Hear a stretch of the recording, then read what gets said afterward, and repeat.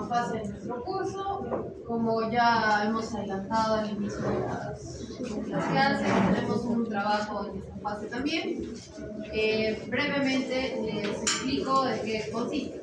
Van a ir al hospital donde trabajo, que es el Hospital Nacional, a realizar screenings nutricionales en diferentes servicios. En su sección, para no fallar la verdad de todos los que hicimos ayer con sus compañeros, les toca cirugía plástica, ¿ya?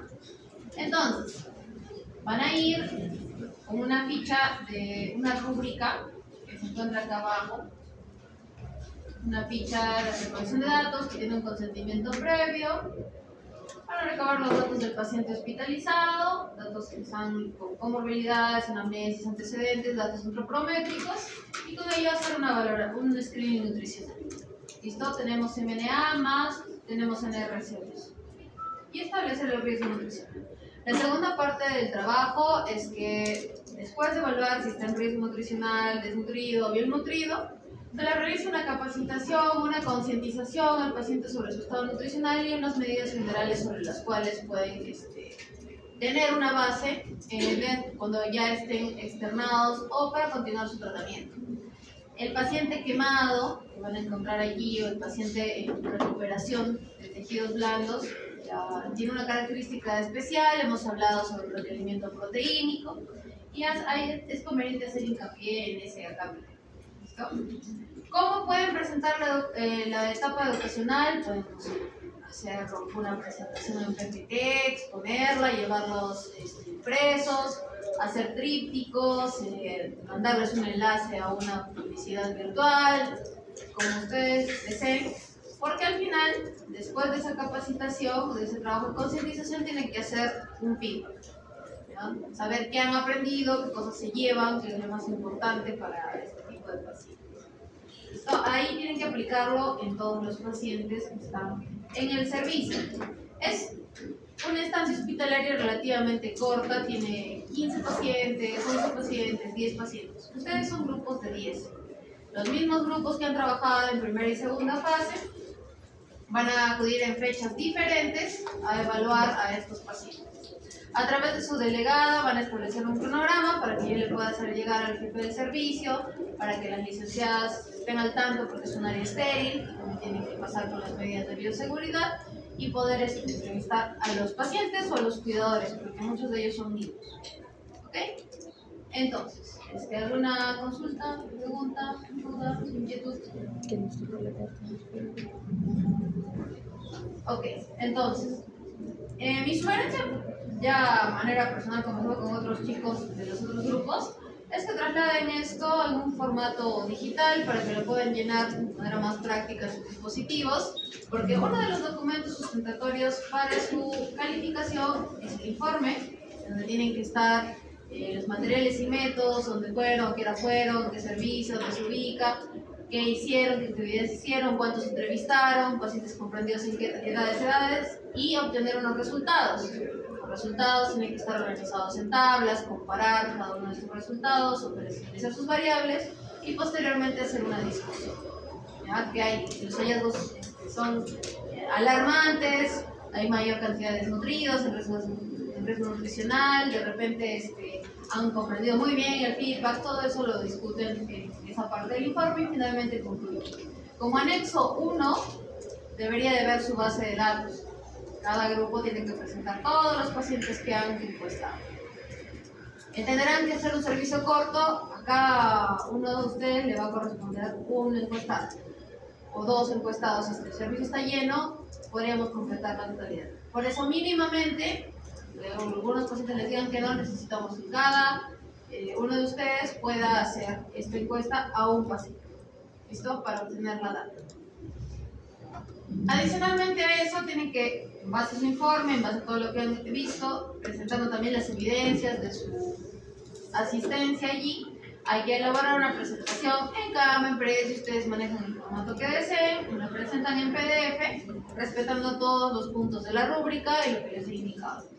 Y finalmente, esa presentación la van a exponer, van a grabar esa exposición tiene una duración máxima de 15 minutos y todos los integrantes del grupo deben participar activamente, o sea, con cámara prendida, que se vean todas sus caras en toda la exposición, que tenga una participación en la exposición para terminar de evaluar los puntos de la rúbrica y porque han surgido problemas entre los grupos, falta de colaboración, que no aportan lo mismo. Entonces, para que participen en su video deben estar en paz con sus compañeros, deben haber coordinado una fecha, deben haber participado. En caso contrario, no van a participar en el video. Como algo lógico, ¿verdad? Entonces, para poder sustentar, he tenido un par de casos de alumnos que me han comentado, doctora, este paciente no está trabajando, este compañero no está trabajando. He mandado las notas, doctora, yo sí trabajo. ¿Por qué me ha puesto así? Mandan sus evidencias. Entonces, para no estar en su palabra contra la de su compañero, quien participe en el video, evidentemente tiene una participación activa en la actividad. ¿Listo? Entonces tienen hasta el 26 de junio para poder hacerlo. Mi recomendación personal en todos los servicios hospitalarios, las mañanas de lunes a sábados son muy complicadas. Se pasa visitas, se corre plan, pacientes van a sala, entonces es poco probable encontrar un apoyo de parte propia del servicio. Mi sugerencia es que vayan o bien sábados en la tarde o bien domingos en la tarde, porque no hay grandes actividades en el servicio y puedan realizar la tarea sin ningún tipo de inconveniente. ¿Listo? Organícense entre hoy y mañana para que su delegada me haga llegar las fechas y yo le pueda comunicar al doctor y ellos les avisen a las enfermeras y que no tengan ningún problema. Solo en su caso particular les recomiendo que vayan con mascarillas, con una toca para la cabeza, no que les pidan algo para los zapatos, pero por si acaso llévenlo, porque es un área estética. ¿Ya? Normalmente hay que cuidar el lavado de manos para poder evaluar a estos pacientes. ¿Listo? Consultas, dudas, inquietudes, reclamos. Entonces, dime. O sea, todo el grupo tiene que ir en el día que se establezca a hacerlo. Estos días van a ser, imagino, o sea, ¿cuánta distancia hay entre los días de los grupos? Es indistinto. Porque, claro, pero es que cuando se asigna el rol, me puede tocar 2 semanas antes de entregar el trabajo y no voy a tener el mismo tiempo. Pueden hacerlo un jueves en la tarde, un viernes en la tarde. O sea, mi duda va a que no hay problema si 2 grupos diferentes tienen la misma base de datos porque son los mismos pacientes. No hay problema. Ya. Justamente en aras del tiempo, que no hay ningún inconveniente. A eso a mí me ayuda, para saber si realmente todos están escribiendo igual o si hay alguna disquisición.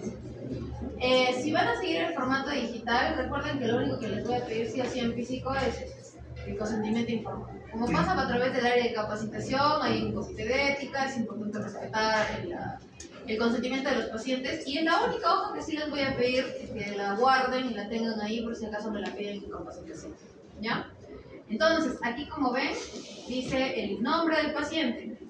Si por ahí hay algún nombre igual y luego, no sé, tengo tiempo libre, puedo buscar y cotejar si realmente los escriben son iguales. Para fines académicos míos, ¿no? Saber si realmente hay un impacto en en todo lo que hemos conversado a través de esto. Pero sí, llenen por favor esta ficha obligatoriamente y luego pueden establecerlo en la base de datos que quieran. Doctora, ¿y cuántos pacientes por grupos?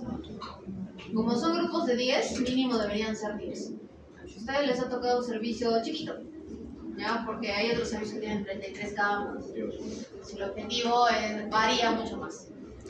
Cirugía plástica, sí, pues tiene 12 hasta 16 camas. No significa, oh, sí, qué bueno, solo voy a tener que escribir a un paciente. Sí, ninguno les puede decir que no. Entonces van a tener que convencer a un paciente de salud, que conoce sus derechos, sabe exactamente por dónde ir, por dónde no. Ahí aprovechen sus habilidades blandas que usan en el TikTok, en el Instagram, todo lo que hacen, para poder llegar al paciente, ser empáticos con ellos, no juzgarlos. Hemos conversado un poco de eso al inicio de la segunda fase. ¿Ya? ¿Consultas adicionales? Tienen hasta esta semana para modificar los grupos. Después ya no se va a poder modificar. ¿Ya? Entonces, piensen bien, evalúen estas 2 semanas, si han trabajado bien, si no han trabajado, si ya se odian, no se odian, si no se pueden ver, si las parejitas han terminado. Todo eso, véanlo estos días. Si no, no tenemos vuelta atrás. Y es que en medicina muchas veces no vamos a trabajar con las personas ideales, pero el trabajo en equipo no significa que trabajemos por habilidad, sino que realmente rescatemos las mejores habilidades de cada uno para poder obtener un resultado. ¿Listo? ¿Algo más, chicos, antes de empezar? ¿Alguna otra consulta? Bien. Esta fase, si mal no me deja mentir la planificación, son 4 semanas. Tenemos diferentes acápites, una gran heterogeneidad de pacientes. Vamos a hablar un poco sobre la nutrición ya en la prácticamente, qué cosas podemos lograr dentro de nuestra práctica como médicos generales. Hablamos un poquito, recordemos que el metabolismo de la glucosa y la insulina tiene una fina homeostasis en nuestro cuerpo, está motivado por muchos factores como los transportadores gluten, en especial el GLUT4, que es más específico para la glucosa, algunas vías anabólicas y también vías catabólicas. Lamentablemente hay muchos factores disruptores, sobre todo la inhibición de los factores del IRS1 y el aumento de la fosforilación a nivel de la serina, que conlleva a una resistencia a la insulina, sumado por una perpetuidad de una dieta viciosa, rica en carbohidratos simples. Como hemos estudiado, podemos contribuir a la resistencia a la insulina y con ello desencadenar problemas metabólicos. Adicionalmente, hay algunas hormonas que cuando esto se vuelve crónico, tenemos ganancia de peso, ganancia de masa grasa, las hormonas, muchas de ellas se alteran, tal como la leptina, que inicialmente tiene una resistencia, por lo cual aumenta la cantidad de leptina. Esta hormona, recuerden que inhibe el apetito y activa la oxidación lipídica. La adiponectina, la función es sensibilizar a la insulina, y por el aumento de esta masa grasa que busca reclutar y almacenar energía, se encuentra disminuida, por ello también aparece un medio proinflamatorio. Las citoquinas proinflamatorias, en tanto, van a estar aumentadas, así como también la resistina, porque se busca generar gluconeogénesis. No solamente hablamos de factores hormonales, de factores netamente metabólicos, sino algunos metabolitos que ya se encuentran alterados, así como factores que hemos conversado, la permeabilidad intestinal, la indemnidad de esta microbiota, la eubiosis, el factor inflamatorio que se vuelve crónico, contribuye al síndrome metabólico, y todo esto desencadena pues en una menor sensibilidad insulínica. ¿Cómo podríamos prevenir de manera primigenia? Esa sería la pregunta que nos deberíamos hacer para evitar tantos costos y costes en pacientes. Son de difícil tratamiento, rebeldes de adherencia al mismo y con una alta mortalidad. El inicio de la vida empieza en esta programación metabólica y epigénica. La programación fetal en diversos contextos está relacionada con la desnutrición materna y la obesidad materna, como lo hemos revisado en otras bases, y predisponen a la obesidad en el nuevo ser mediante cambios solamente en la del ADN, la expresión de algunos microRNA, reguladores sobre todo a nivel de la fibra motor, y alteraciones en genes diversos. Entonces, si no podemos controlar, programar, regular el peso de la gestante, tenemos mayor predisposición a que el niño tenga una obesidad infantil. Esta obesidad infantil entonces se prolonga junto con factores epigenéticos como la dieta rica en grasas o carbohidratos simples, conlleva a obesidad en el adulto. Y esto se vuelve un problema. Clásicamente lo diagnosticamos mediante parámetros ampliamente conocidos, están ultra difundidos en nuestro medio. El más clásico es el IMC, la relación entre el peso y la talla. Más de 30 kilogramos por metro cuadrado nos indica obesidad. En el último quinquenio se ha tomado mucha fuerza sobre el diagnóstico de obesidad central, y para ello requerimos de medir la circunferencia abdominal. Si es más de 102 centímetros en hombres o más de 88 centímetros en mujeres, estamos hablando de una obesidad abdominal. La relación entonces también de la talla, el perímetro de la cintura en más de 0.5 nos indica también obesidad. Eso hasta hace un mes. Hace un mes, The Lancet, junto con la Asociación Americana de Endocrinología y Diabetes, finalmente sacaron los resultados del estudio del año pasado, publicando la nueva clasificación de obesidad.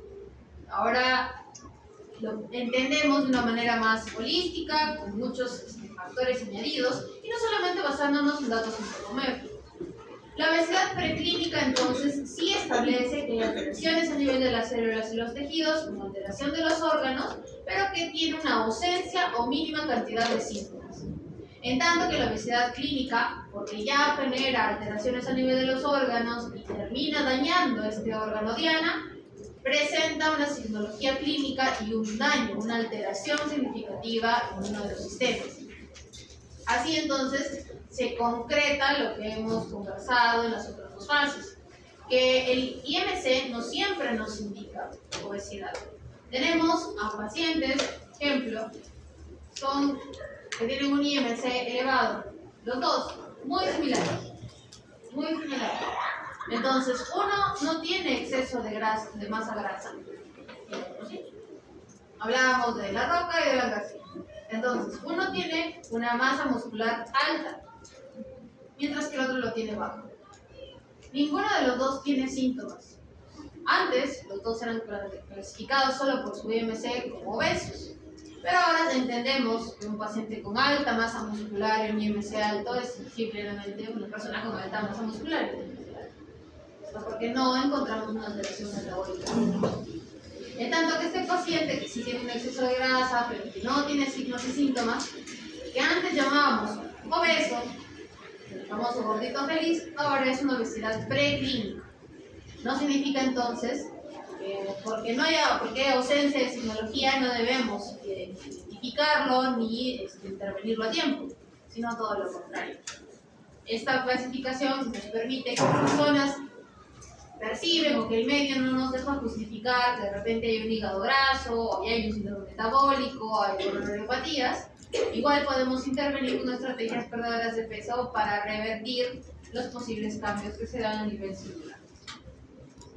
De manera pragmática, de manera continuada, vamos a seguir considerando los factores clásicos para efectos del paciente metabólico, porque las guías todavía no se han clasificado, no han cambiado, no han renovado estos conceptos.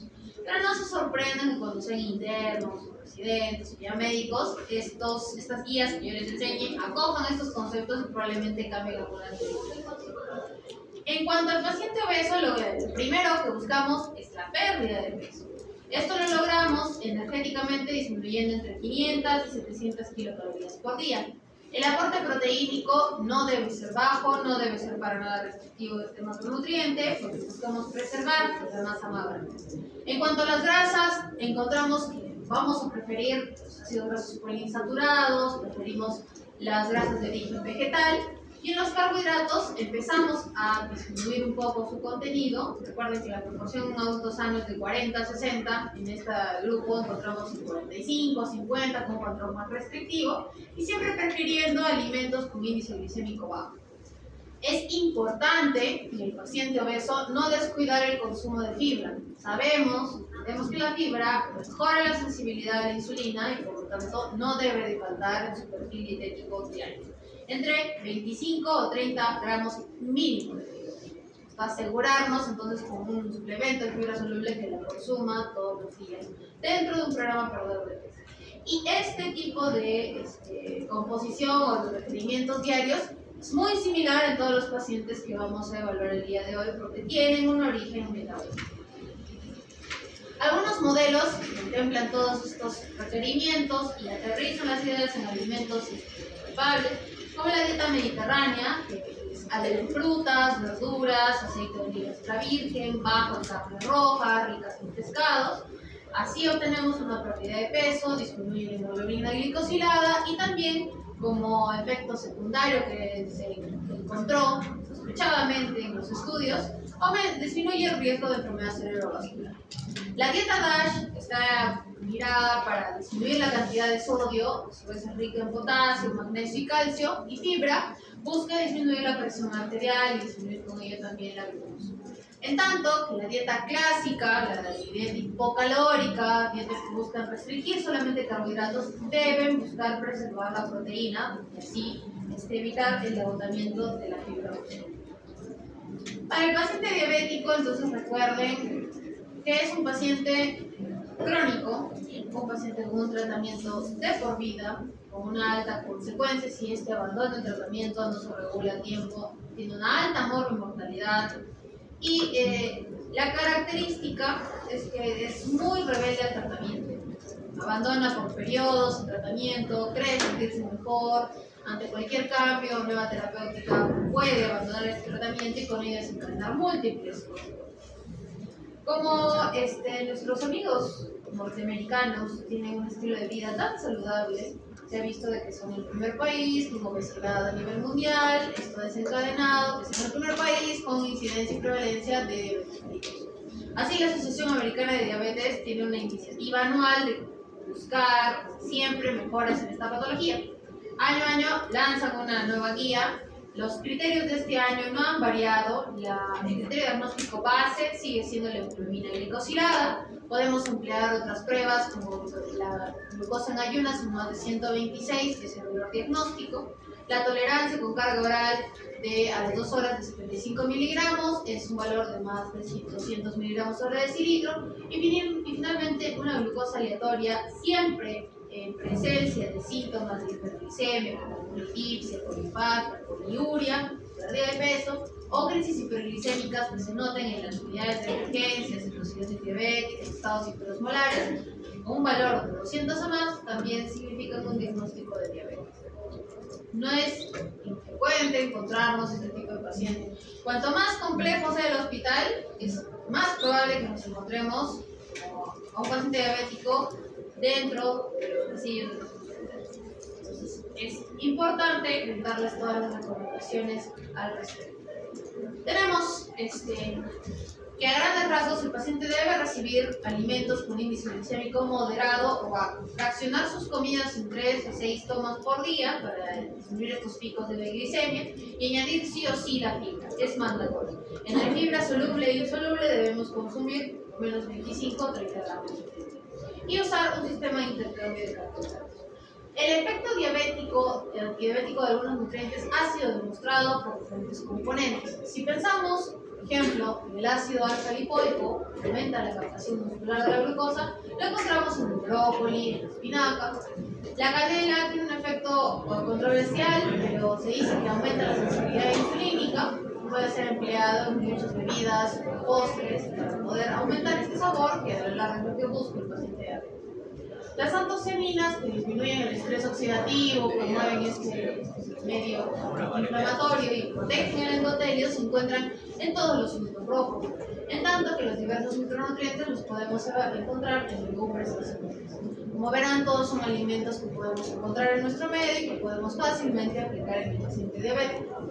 Para ustedes que van a ir a hacer el screening en pacientes de cirugía plástica, no es frecuente encontrar pacientes diabéticos que han sufrido gangrenas de Fournier o que tienen problemas con los colgajos de sus amputaciones. Entonces, no pierdan de vista también llevar una que otra recomendación para este tipo de pacientes. Nutricionalmente hablando, hay muchos estudios en los inicios de este siglo que buscan evaluar cuál es el efecto o el impacto de diferentes patrones dietarios sobre la diabetes mellitus. El estudio de FP hablaba sobre una dieta más bien restrictiva donde disminuía hasta la mitad la incidencia de diabetes mellitus tipo 2. En tanto que el estudio DIRECT, que es un estudio donde ya se comprueba la restricción o se marca la restricción calórica, esto se considera una dieta con una muy alta restricción calórica, remite más o menos la misma cantidad de pacientes con diabetes mellitus tipo 2.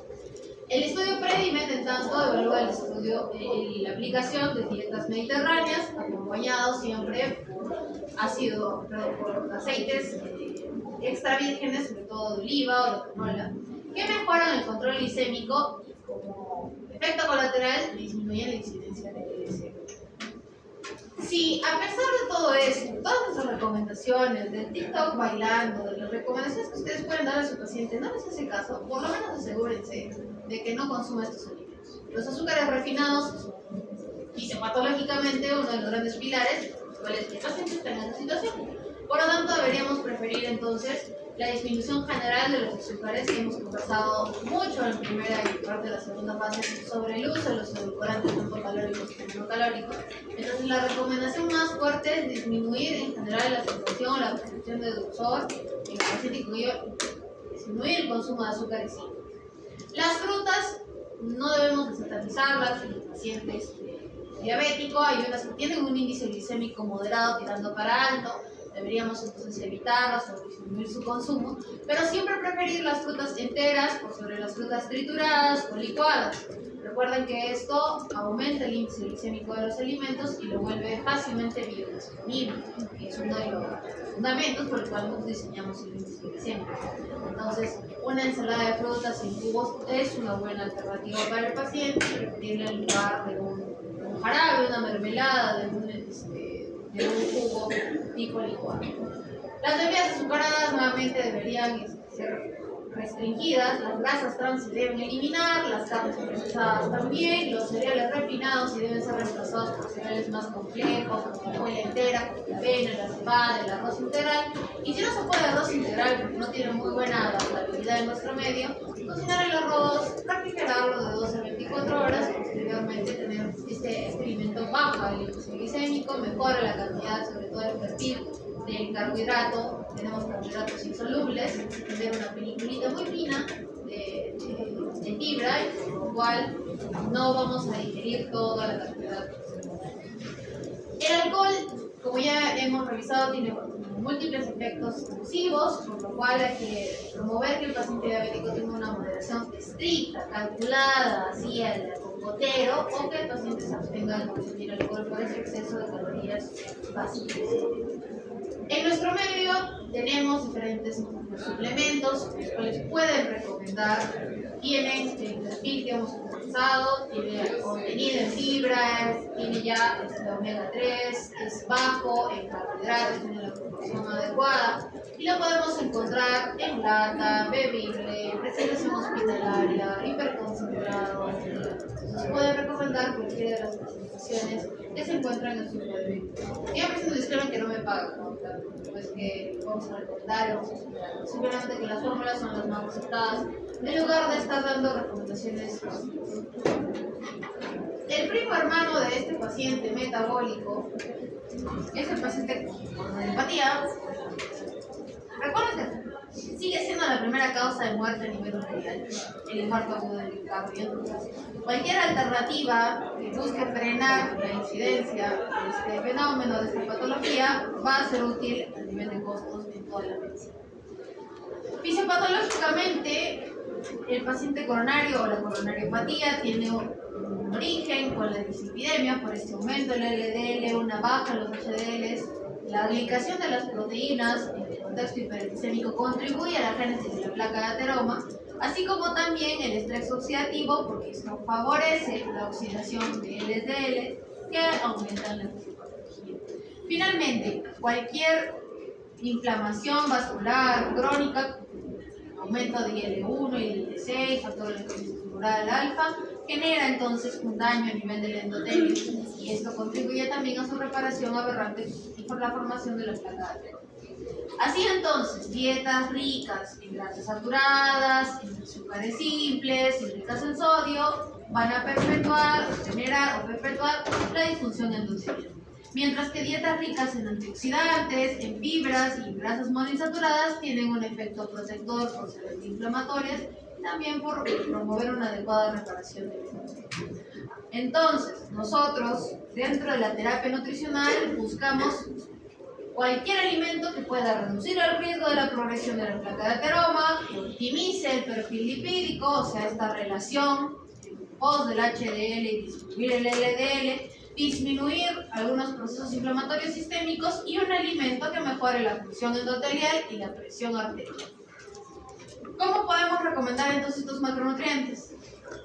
Evaluamos en el primer paciente metabólico, teníamos una tabla de macronutrientes. Esta se parece mucho, salvo dos cosas que me gustaría mencionar.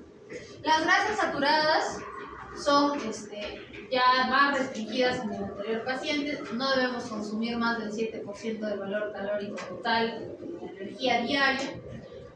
Sí está recomendado eliminar grasas trans. Los carbohidratos tienen el mismo perfil, pero las proteínas debemos tenerlas siempre en expectativa mientras evaluamos el perfil renal. Recuerden que el daño de la génesis de una placa de ateroma se puede dar en grandes vasos, como se puede dar principalmente en la microvasculatura.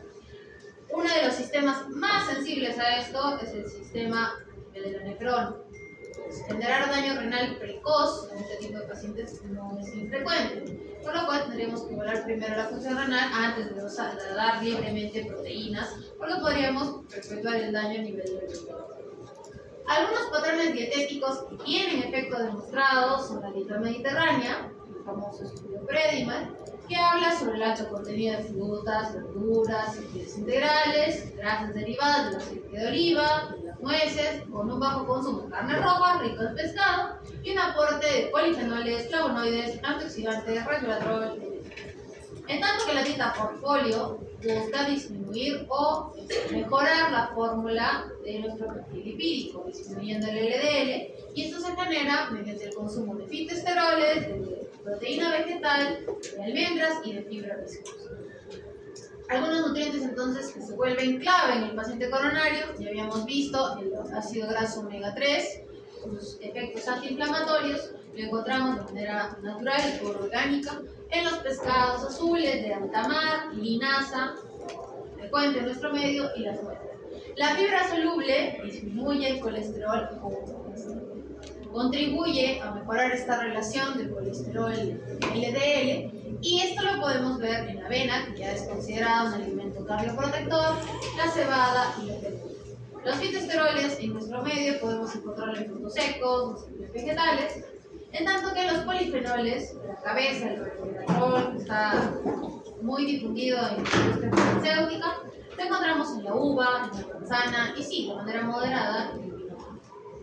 El potasio y el magnesio, como potentes vasodilatadores que son, y sujetan la presión arterial, podemos encontrarlos en productos orgánicos como verduras, frutas y legumbres. Y entonces, tendríamos que evitar en este paciente las grasas trans, carnes procesadas, azúcares simples, que no parece ser una recomendación primigenia para el paciente coronario, pero sabemos que eso a la larga se convierte y se almacena en triacilgliceroles, componentes de los triglicéridos, y que genera también una resistencia a la insulina. Los productos ultraprocesados, por esta cantidad oculta de sodio que presentan, se vuelven el enemigo del paciente coronario, por lo cual también tienen que ser disminuidos o abstenerse de ellos. Finalmente, el consumo de sodio en el paciente cardíaco debe ser menos de 5 gramos al día, porque esto aumenta la presión arterial y también la retención hídrica, que podría exacerbar un problema de hipertensión. La hipertensión, por su parte, sigue siendo la primera patología crónica en nuestro país. Casi esperamos que un paciente adulto mayor gran parte de ellos sean hipertensos, como si fuera casi parte de la historia natural de la vida, cuando en realidad es la conjunción de muchos factores dietéticos, epigenéticos, que podemos prevenir. Recuerden que el exceso de sodio genera una expansión del volumen intravascular, el déficit de potasio, el déficit de calcio y de magnesio compensatorio, aumenta el tono vascular y finalmente la baja ingesta de fibra también contribuye al aumento de la resistencia vascular frecuente. Si recuerdan sus clases de semio, de medicina, todos estos elementos son componentes del gasto cardíaco, también de cómo funciona la bomba cardíaca. Entonces, lo que consumimos durante 20, 30 años, estamos contribuyendo fisiopatológicamente a la hipertensión. También hay disfunciones endoteliales por oxidación del LDL, y esto perpetúa el estrés oxidativo. Todos estos elementos entonces son prevenibles, por lo menos son targets para la nutrición, la terapia nutricional que podemos incidir. Algunos patrones dietéticos que han funcionado, encontramos por ejemplo la dieta DASH. Es una dieta alta en frutas, vegetales y productos lácteos por el alto contenido en calcio, siempre y cuando sean bajos en grasas. Debe ser una dieta baja en sodio, grasas saturadas y colesterol. Tiene que ajustarse o verificarse el aporte diario de calcio, de magnesio y de potasio, porque así buscamos con todas estas intervenciones nutricionales baja hasta 14 milímetros de mercurio, que es lo que nos marcan los estudios. Así entonces podemos hacer que un paciente con hipertensión de reciente diagnóstico que sea leve pueda dejar su medicación en cambios adecuados en su estilo de vida. Para el paciente hipertenso, recuerden que la restricción de sodio es mayor, no deben consumir más de 2.3 gramos de sodio al día. Igualmente, el consumo de fibra es mandatorio, más de 30 gramos por día, por los efectos antioxidantes y reguladores de la sensibilidad a la insulina que hemos comentado. Y siempre moderar el alcohol, porque sabemos que esto aumenta la presión. Entonces, en el paciente hipertenso tenemos que reducir alimentos procesados por esas cantidades ocultas de sodio, priorizar las fuentes vegetales de proteína, sobre todo las legumbres, esta mezcla de legumbres con cereales integrales, e implementar una educación alimentaria progresiva, pero que sea un cambio conductual perenne. Ir adaptando las medidas dietéticas para que el paciente lo vea como lo que es, un estilo de vida, no una dieta que se toma un mes y que luego se abandona un año, cuando el paciente se siente mejor. También estas recomendaciones no van solas, los cambios en general en el estilo de vida significa agregar buenas técnicas de sueño y también el ejercicio, que es importante para favorecer el tono muscular y el tono a nivel de la vasculatura. Finalmente, y aunque no parece un paciente cercano, evaluaremos que también es una de las consecuencias del paciente enfermo. Recuerden que la enfermedad cerebrovascular es una enfermedad altamente invalidante para quien lo sufre y para el entorno, para el familiar, para el cuidador, para la misma economía del paciente. Si, por ejemplo, en nuestro medio, un ingeniero metalúrgico de 58 años es bajado de la mina porque no puede hablar, tiene el medio cuerpo izquierdo caído y se diagnostica que tiene un compromiso al motor a nivel de la región parietal intelectual. Entonces, si él se diagnostica con SB, probablemente tengamos un personal altamente calificado, puede trabajar, puede realizar sus labores y que afecta a todo su círculo familiar. ¿Quién va a cuidar a este paciente? ¿Es la familia? ¿Es algún cuidador? ¿Cuánto cuesta esto? ¿Cuánto le cuesta a esta empresa o al Estado que esta persona deje de trabajar? Entonces, buscamos siempre, cualquier patología, mejorar la recuperación de esta, detectarla a tiempo, pero principalmente encontrar medios para poder prevenirla.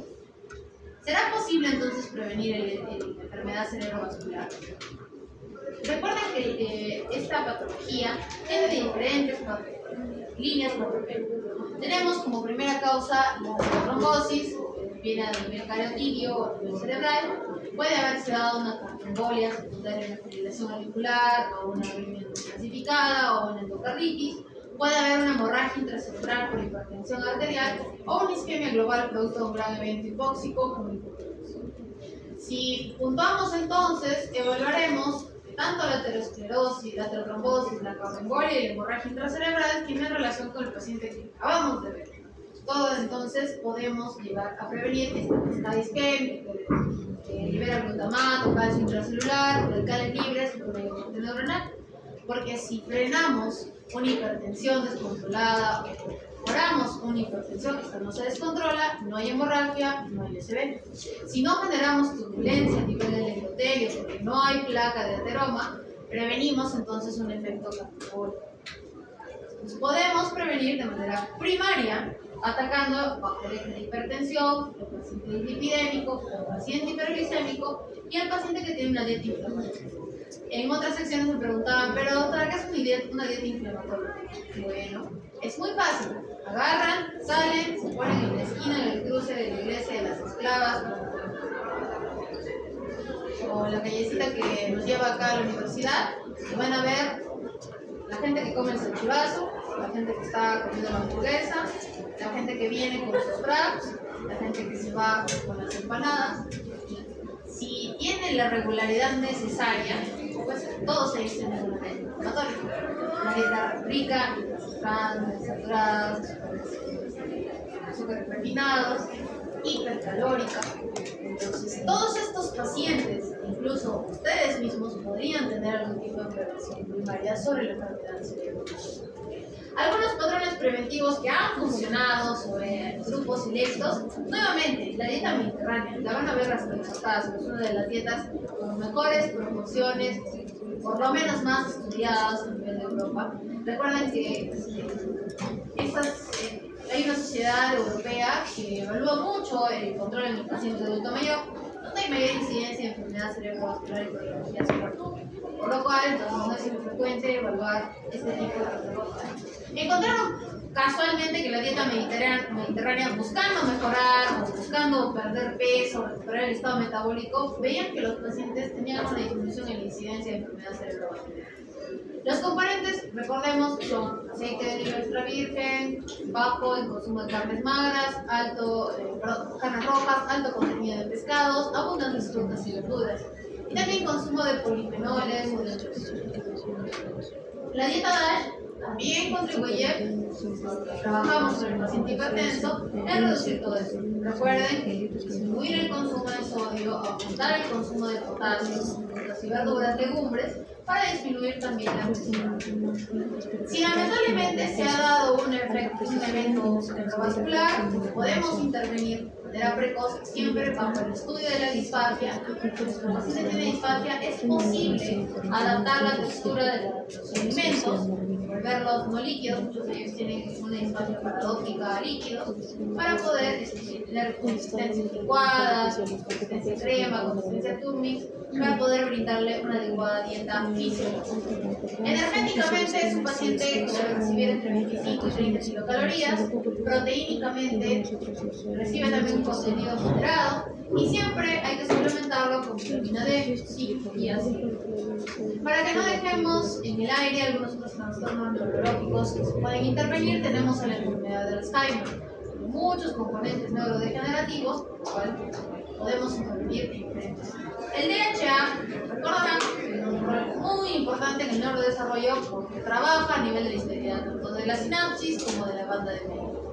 Entonces, en este proceso patológico es importante recurrir. Igualmente la colina, dice patológicamente la acetilcolina es escasa en el paciente con Alzheimer, entonces podemos suplementarla para favorecer la síntesis de ese tipo. Igualmente los polifenoles, porque es un potente antioxidante cerebral, y la curcumina, porque inhibe el beta-amiloide y la proteína tau, que están involucradas en la patología de la Alzheimer. Adicionalmente, si tenemos deficiencias de micronutrientes como colina, vitamina B2 o ácido fólico, aumenta la homocisteína, aumenta la neurodegeneración, además de la historia natural de la enfermedad. Por lo tanto, debemos de dar la dieta mediterránea, que tenga un enfoque también hiposódico, y que tenga suplementos de DHA, vitamina E, vitamina B6 y B2. Para el Parkinson, si bien es cierto no tenemos un nutriente clave que cure el Parkinson, porque no somos vendedores que dicen que tal planta te va a curar el Parkinson, la cirrosis, el cáncer y el sarampión. Si bien no podemos llegar a ese punto terapéutico, podemos intervenir en algunos efectos secundarios o partes de la historia natural de la enfermedad. Es muy frecuente encontrar al paciente con Parkinson grado 2 o 3 moderado severo que tenga estreñimiento, que ya pierda peso, que tenga algún grado de disfagia o disminución del apetito, no solo por la misma patología, sino por el factor mental que lleva concomitantes.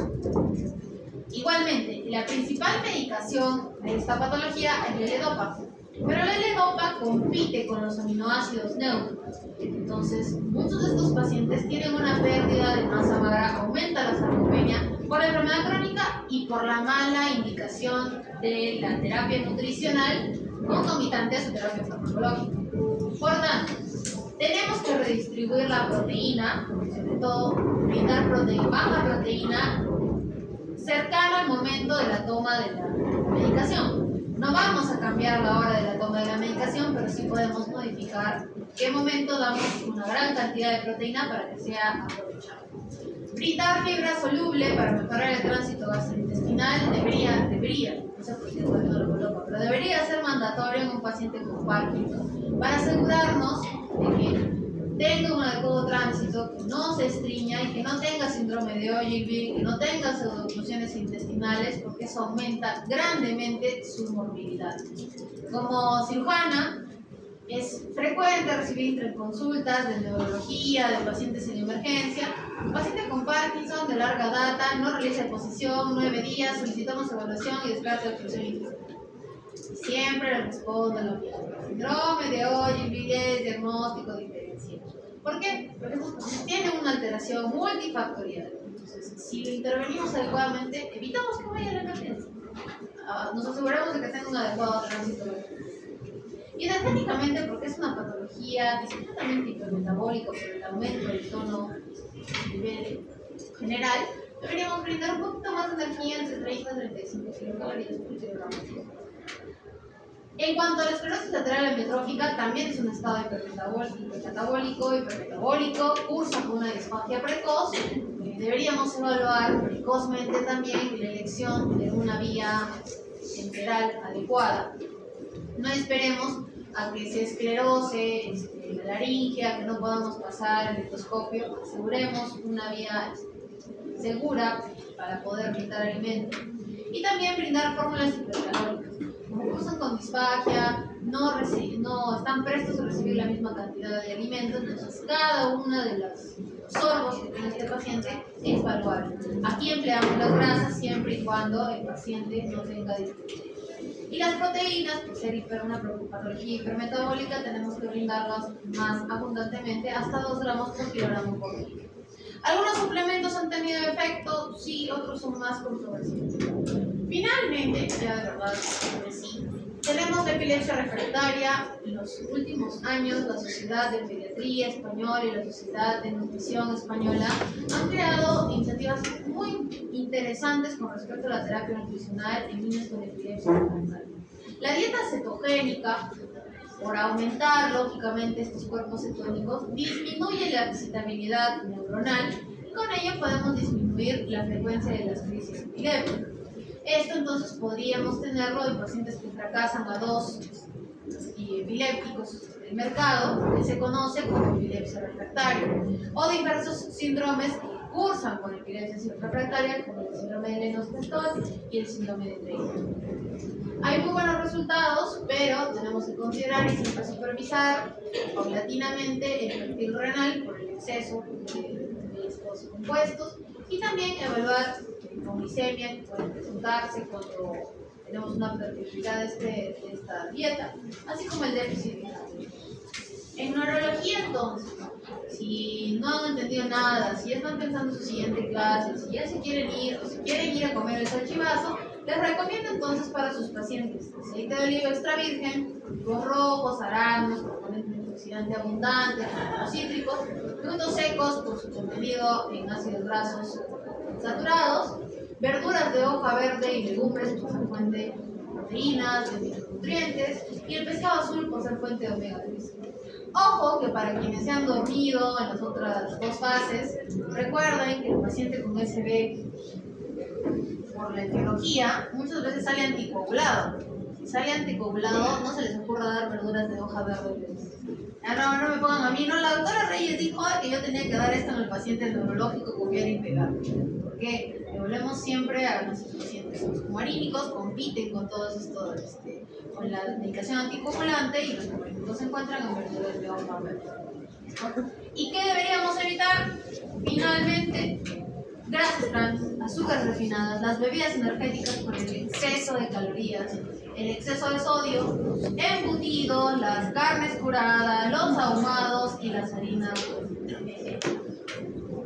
¿Alguna consulta, duda, pregunta, chicos? Doctora, este tema está en el libro. Sí, todos están en el libro. Salvo paciente GATS. Sí, por favor, les voy a hacer que lean las 1800 páginas de Krauss. Todo lo que quieran, ¿no?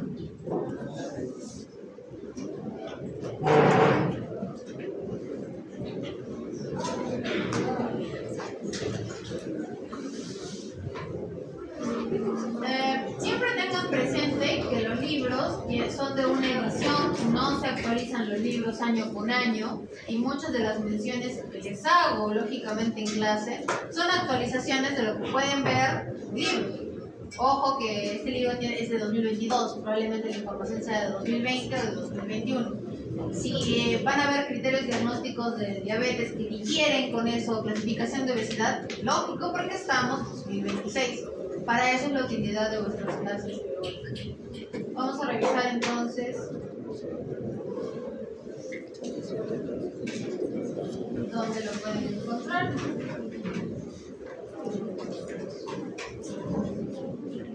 Tenemos 5, 6, 7, 8,